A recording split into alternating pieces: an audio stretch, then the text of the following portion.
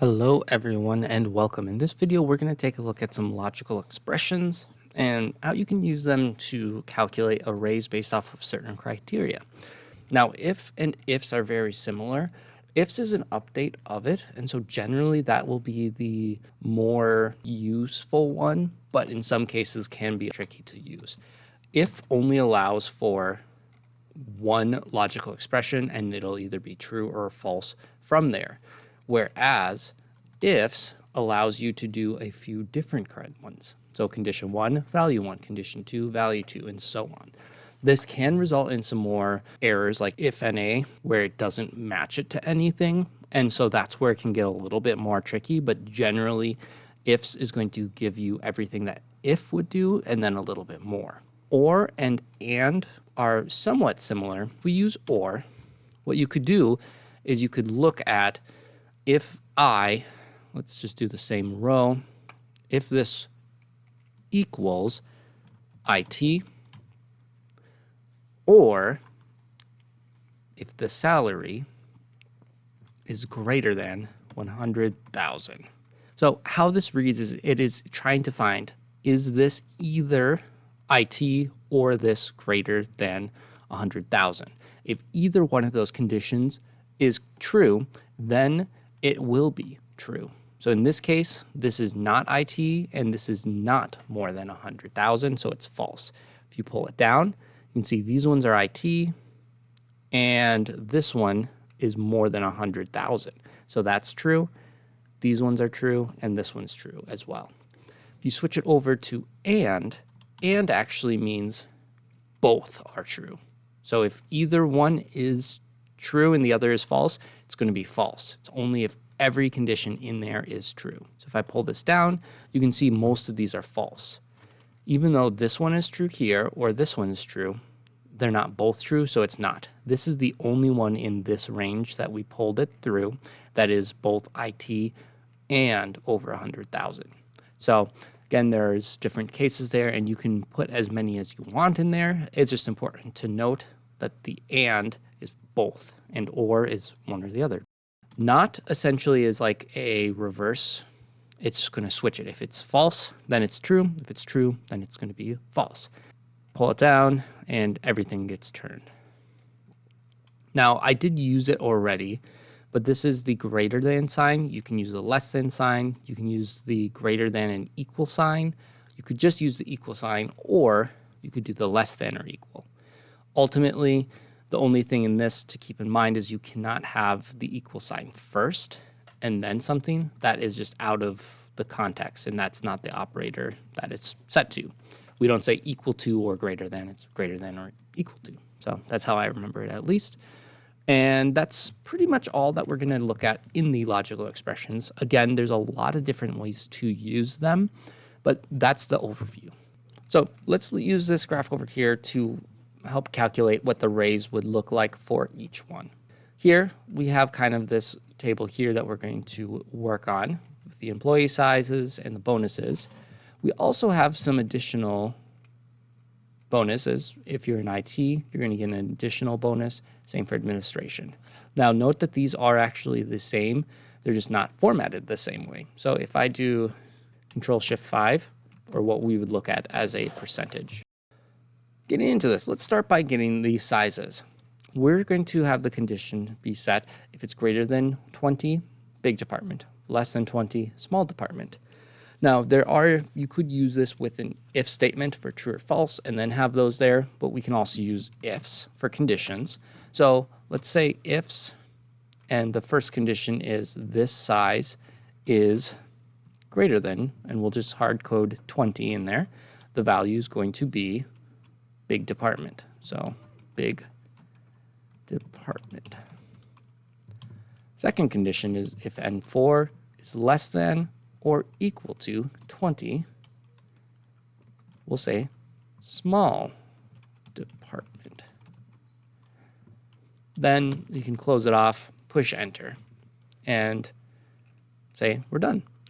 Now, if we bring this down further, you'll see that it actually continues to say small department. And that might be fine in your case, but maybe you want it to, if it's showing blank, that it is nothing. So is blank and 9, then let's just for a placeholder, nothing. We can switch that to actually show nothing, but that actually didn't go through. If I bring it up, everything stays the same. Now, what's going on with this? One thing in ifs is that whatever is happening first, it's going to look for the first true condition. So anytime it's true, it's going to stop it, and that's going to be what it is. So it's stopping at small department because this is showing up. Nothing is essentially going to, in this case, be less than or equal to 20. So it's a small department. So if you want the is blank to be nothing, you'd actually have to change the order. You could put it right here, and that would work. You might as well put it up to the front as well. I'm just going to put a comma there and then delete this one here. Hit enter, and now you can see that this is showing up as nothing, and it's not affecting those ones. Keep in mind, if you put a 0 there, it is going to switch to small department. So you might need to account for that if that is in your data. But for now, this would be enough. And then I'm just going to completely remove that. So it's just a comma, comma, and that's going to show up as nothing. Some people also do quotes like this, and that would be a null value. Just keep that in mind if you're using it or uploading it into like a SQL or something there, that those actually are stored differently. So just keep that in mind. Next thing that we're going to do, now that we have the big departments and small departments, we can make the bonus. There's a lot of different ways you can do this. Again, with this data set, it's not that hard to do it by yourself, but if you're looking at a much larger bonus thing like this, there could be something else that you'd want to do. So I'm going to start by actually doing the big or small departments. So let's just do an X lookup and then big department from here, here. And you can see that that all works. Now, this is where it gets a little bit more complicated, where the HR shouldn't get anything. And there's a few ways you could do it. I mean, they are still a small department, but then the HR, we don't want them. So what you could do in this sense here for this X lookup is that you could have this in if M7 equals HR, then 0. Otherwise, do this X lookup. If you bring this up and down, we can see HR does not get anything. Now, I use the if statement in this case just because it's either this or nothing else. Now, it will get an error here because it's not going to find nothing. And so you might want an if NA, or you could have this be, you know, a blank because X lookup actually has the missing value. Up to you. But that's the first part. Now what we need to do is we actually need to add if something is IT or administration. So I'm just going to do a plus, and this will actually add the value of this one with the value. So we're going to add IT, then a 0.02 raise. And I forgot to do ifs. There we go. And then the next one would be M4 equals administration. Then we're going to add a 0.05 raise. Then basically everything else, which would be if M4 is not equal to nothing, then 0. Hit enter. And so now IT gets that 4% raise, 7% raise, and then this is where we have these NAs for these. Oh, it's because I forgot 0. Let's try that. I think the plus is, yeah, no match. So there's no match here. So you could say is blank, not bank, is blank, M9, 0. And that'll result there. You could also remove the zeros if you just want them to be blank. Now we can remove those, and then these are zeros, and that is because when you are adding all of them, it's going to go in and show it as a 0. So if you want, you can just remove that one. There's another way if you put the entire thing, like if this whole thing equals 0, then change it to be nothing. Up to you how you want to format it. But in any case, we have our bonuses now.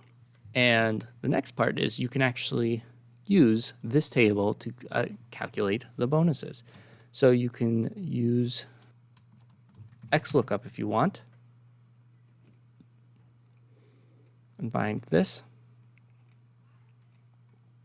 to here, and then calculate the bonus. So now we have a percentage for their raises. What you would do to then calculate them is you would multiply that percentage times, hit enter, and now we have this as their raise bonus amount. And you can just kind of quickly check, like, yeah, that looks like about 4%. This is admin, so that's about 7%. Yeah, it's looking good. Finally, what you would do is you would take this entire, and I might just put it in here so it's easier to read, and you would add it to the salary. And so this would include what their salary would be for the next year. And here you can see those are the same. There we go.